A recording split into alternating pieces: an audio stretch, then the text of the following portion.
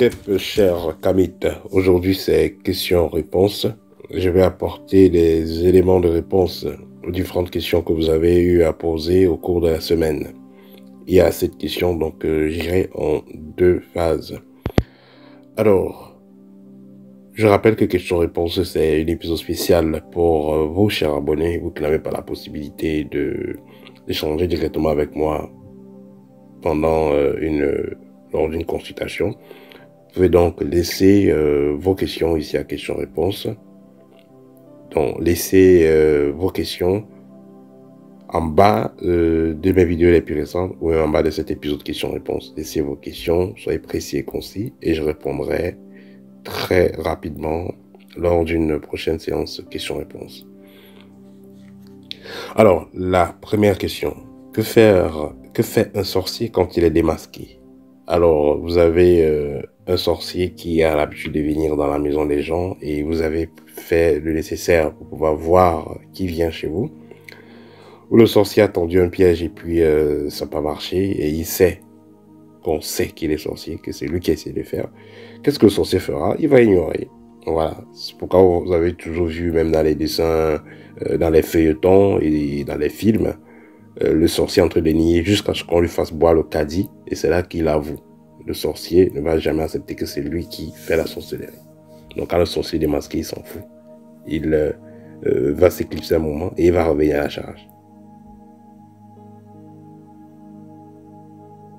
Rituel d'accompagnement pour la perte d'un proche. Alors, vous avez un proche qui est décédé. Qu'en est-il du rituel d'accompagnement? Vous pouvez vous procurer le livre guide pratique. J'ai bien expliqué qu'est-ce qu'il faut faire. Ben sinon, les choses qu'il faut éviter, c'est quoi? Amener la personne qui est décédée, amener la dépouille dans une église. Faire donc ces rituels-là d'église, il faut éviter. Et si possible, éviter la personne à la morgue. L'idéal, c'est d'enterrer la personne où il est. On dit souvent, bon, quelqu'un est mort en Europe, il faut l'enterrer en Afrique, il faut envoyer le corps. Vous savez, pour envoyer le corps, il faut vider le cerveau, il faut vider les boyaux, les longs intérieurs, j'appelle ça comme ça. Il faut vider la personne avant d'envoyer. Et il faut comprendre aussi que les gens ne naissent pas dans un territoire au hasard, comme les gens ne décèdent pas dans un territoire au hasard. Quand c'est votre moment de décéder, on vous prévient avant et quand vous transitez, donc vos ancêtres viennent vous chercher. Et si vous avez la chance qu'il y a donc un ici à côté, il va faciliter les rituels et tout sera fait. Dans les règles de l'art, vous serez accompagné où vous devez aller.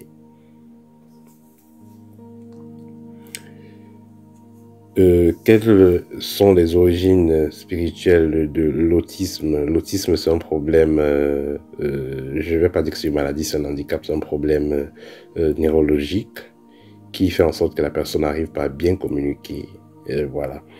Et il faut noter que ce type de problème, comme d'autres problèmes, comme par exemple un enfant qui bégaye, un enfant qui ne voit pas bien, tout ça, il y a plein de problèmes comme ça qui sont liés au désordre énergétique de la maman pendant la grossesse.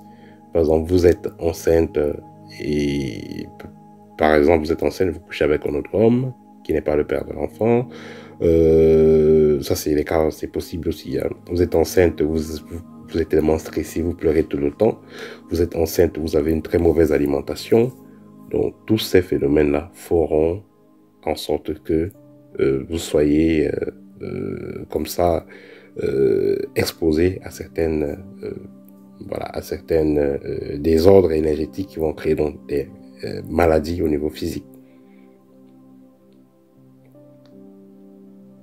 Recevoir les selles de l'oiseau sur la tête, on dit souvent à l'Afrique que c'est la chance, donc il n'y a rien de mauvais en ça.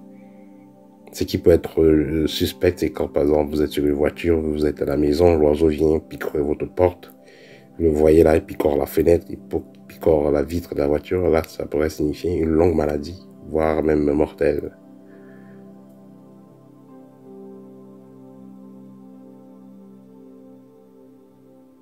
Quelles sont les répercussions spirituelles de l'avortement?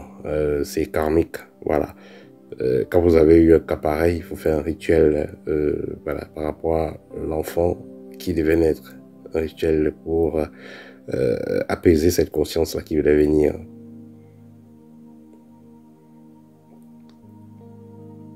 Rêvez d'être en classe d'examen. Quand vous rêvez, vous êtes en classe d'examen, ça veut dire que c'est une nouvelle étape que vous devez traverser dans votre évolution.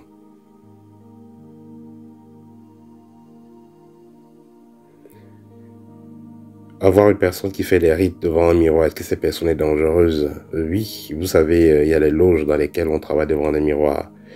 Et en plus, si cette personne va utiliser les couleurs noir, rouge, blanc et tout ça, voilà. Et je vais dire aussi, suivez également votre instinct. Parce qu'il y en a qui peuvent travailler devant un miroir juste parce qu'ils veulent faire des expériences qu'ils ont vues dans un livre, mais beaucoup plus, ceux qui travaillent devant les miroirs, c'est parce qu'ils sont dans des ordres.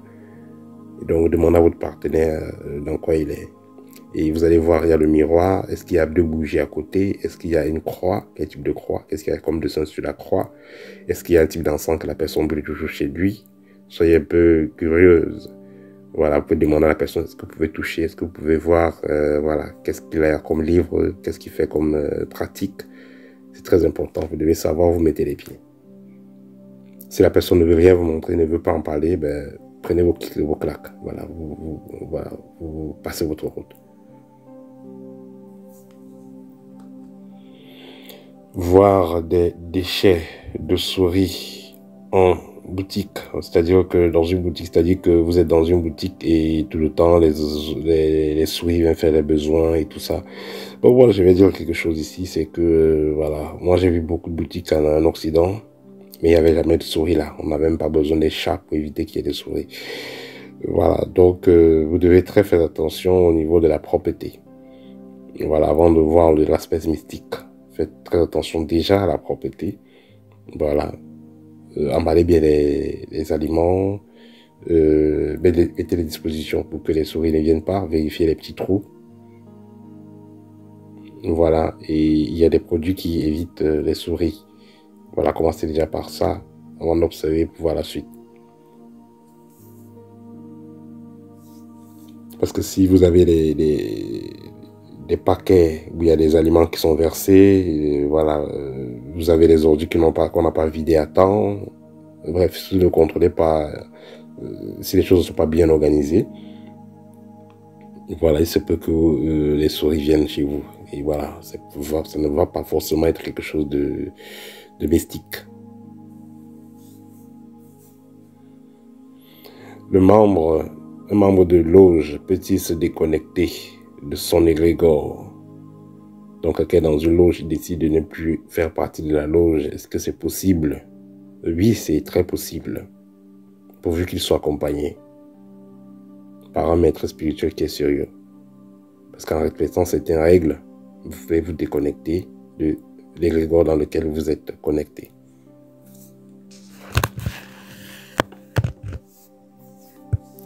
Y a-t-il un rituel de désenvoûtement à faire avec le son? Oui, il y a un rituel de désenvoûtement que vous pouvez faire avec le son. Il y en a plusieurs. Et faire un rituel de désenvoûtement avec le sang, faire un rituel de désenvoûtement avec ses cheveux, faire un rituel de désenvoûtement sur sa propre photo. Vous avez les rituels comme ça sur le livre Guide pratique. C'est les rituels qui vont agir directement parce que là, vous mettez en principe, c'est un principe spirituel.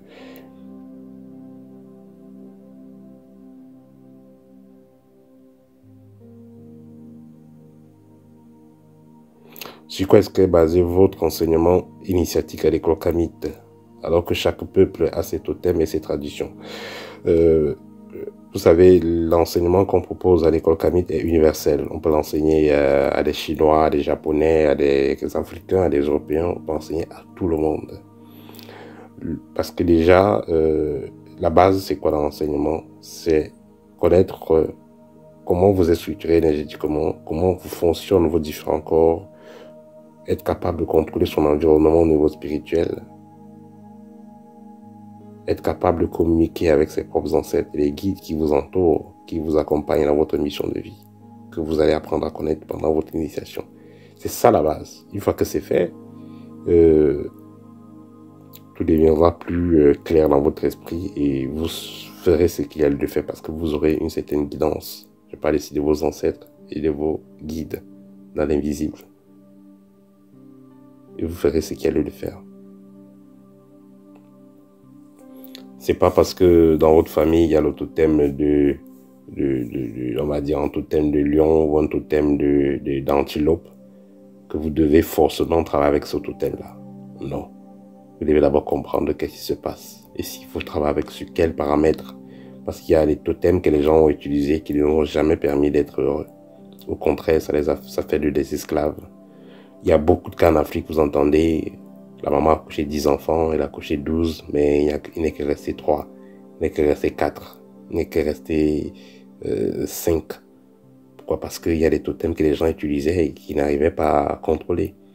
C'est un totem vont vous imposer même à être polygame. Voilà, il y avoir des fausses couches, avoir certains accidents, certains événements tristes dans la famille. Pourtant, vous n'avez pas besoin de ça.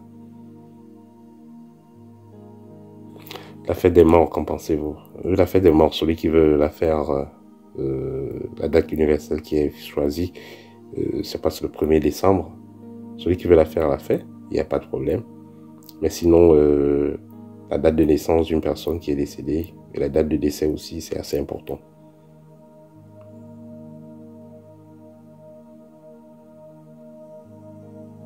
On te montre en rêve une herbe à brûler pour chasser les mauvaises énergies.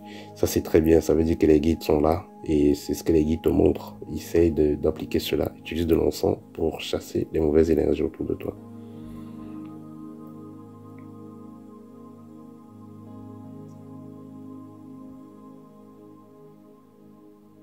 Rêver depuis les années d'un serpent en rêve.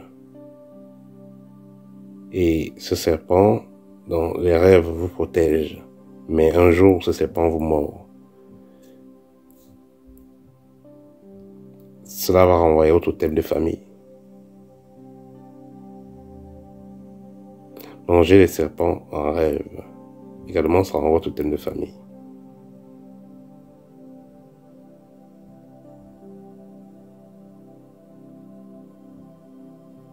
Un sorcier sectaire peut reconnaître un autre sorcier sectaire sur la photo. Ça dépend s'il est très avancé et il a le nom de la personne, il peut se connecter et ressentir les énergies de la personne. Mais généralement, c'est pas évident.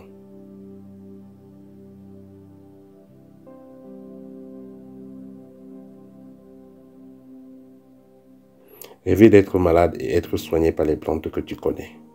Ça veut dire que c'est les guides qui vous ont demandé de le faire. Même si physiquement vous ne sentez aucune maladie, vous pouvez prendre ces plantes et faire ce qu'on vous a demandé de faire avec ces plantes. Ça veut dire que peut-être vous êtes malade dans le plan astral. Donc prenez ces plantes, faites ce qu'on vous a demandé de faire, ça pourra vous empêcher d'être malade. Quelle est l'utilisation du décagone? Un décagone, voilà, on va dire que c'est une figure géométrique. Je pensais à 10 branches qui va, ça dit 10 côtés, je peux dire ça comme ça, qui permet de canaliser les énergies. Vous pouvez mettre une photo, un objet à l'intérieur pour le recharger, un peu comme la fleur de vie. Voilà. Rêver de tomber d'un arbre. Ça veut dire, vous devez faire attention, vous pouvez chuter dans vos entreprises, dans vos projets. Vous devez sortir de l'illusion et vous mettre au travail. Ici, un abonné demande de créer une boutique en ligne. Oui, nous travaillons dessus et ferons de mieux pour que ce soit prêt au trop tard en fin janvier.